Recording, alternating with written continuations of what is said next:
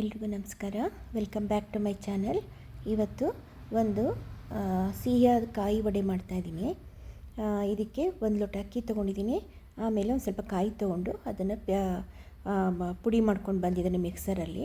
ಚೂರು ಮಾಡ್ಕೊಂಡಿದ್ನಲ್ಲ ಕಾಯಿ, ಅದಕ್ಕೋಸ್ಕರ ಅದನ್ನು ಫಸ್ಟೇ ಗ್ರೈಂಡ್ ಮಾಡ್ಕೊಂಡು ಬಂದಿದ್ದೀನಿ. ಅಷ್ಟು ಕಾಯಿ ಹಾಕಲ್ಲ, ಸ್ವಲ್ಪ ಹಾಕ್ತೀನಿ. ಅಕ್ಕಿನ ಒಂದು ಸ್ವಲ್ಪ ಸೋರು ಹಾಕ್ಬಿಟ್ಟು ಅದನ್ನು ಸ್ವಲ್ಪ ಮಿಕ್ಸರಲ್ಲಿ ನೈಸಾಗಿ ಮಾಡ್ಕೊಂಡು ಬಂದಿದ್ದೀನಿ. ಈಗ ನೋಡಿ, ಕಾಯಿ, ಸಕ್ಕರೆ, ಒಂದು ಅರ್ಧ ಲೋಟ ಸಕ್ಕರೆ ತೊಗೊಂಡಿದ್ದೀನಿ. ಸಕ್ಕರೆ ಮತ್ತು ಅಕ್ಕಿ ಹಸಿಟ್ಟು ಈಗ ಮಾಡ್ಕೊಂಡಿದ್ವಲ್ಲ ಅದು ಅಷ್ಟನ್ನು ಹಾಕಿಬಿಟ್ಟು 1-2 ಸ್ಪೂನ್ ಮೈದಾನೂ ಹಾಕಿದ್ದೀನಿ. ಸಾರಿ, ಅದು ತೋರಿಸೋದು ಮರ್ತುಬಿಟ್ಟಿದ್ದೀನಿ. ಅದಕ್ಕೆ ಒಂದು ಸ್ವಲ್ಪ ಈಗ ತುಪ್ಪನ ಸ್ವಲ್ಪ ಬಿಸಿ ಮಾಡಿ ಹಾಕ್ತಾಯಿದ್ದೀನಿ.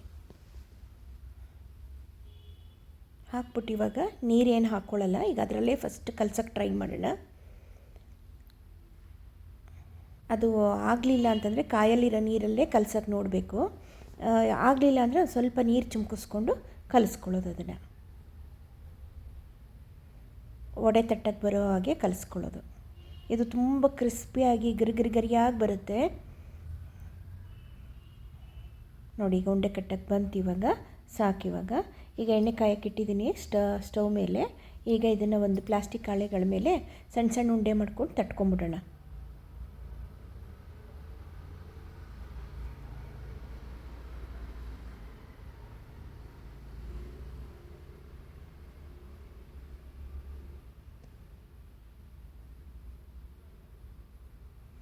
ಇದು ಅಕ್ಕಿ ನೆನೆಸ್ಬಿಟ್ಟು ಅದನ್ನು ಪುಡಿ ಮಾಡ್ಕೊಳ್ಳೋಕೆ ಇಷ್ಟ ಇಲ್ಲ ಅಂತ ಆದರೆ ಅದೊಂದು ಅರ್ಧ ಗಂಟೆ ನೆನೆಸ್ಬೇಕು ಅಕ್ಕಿನ.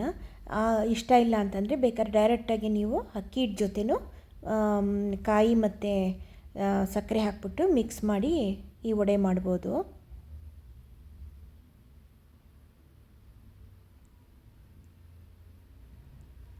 ಟೇಸ್ಟ್ ಏನು ಡಿಫರ್ ಆಗಲ್ಲ.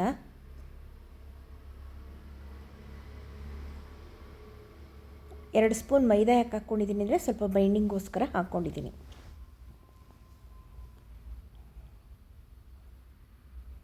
ತುಂಬ ಕ್ರಿಸ್ಪಿಯಾಗಿ ಬರುತ್ತಿದು.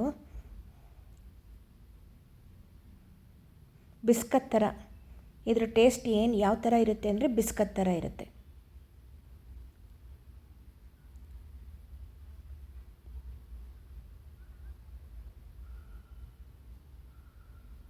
ಸಕ್ಕರೆ ಹಾಕಿರೋದ್ರಿಂದ ಬೇಗ ಕಂದು ಬಣ್ಣ ಬಂದುಬಿಡುತ್ತೆ. ಅದಕ್ಕೆ ಸಣ್ಣ ಊರಿನಲ್ಲೇ ಬೇಯಿಸ್ಕೋಬೇಕು ಇದನ್ನು.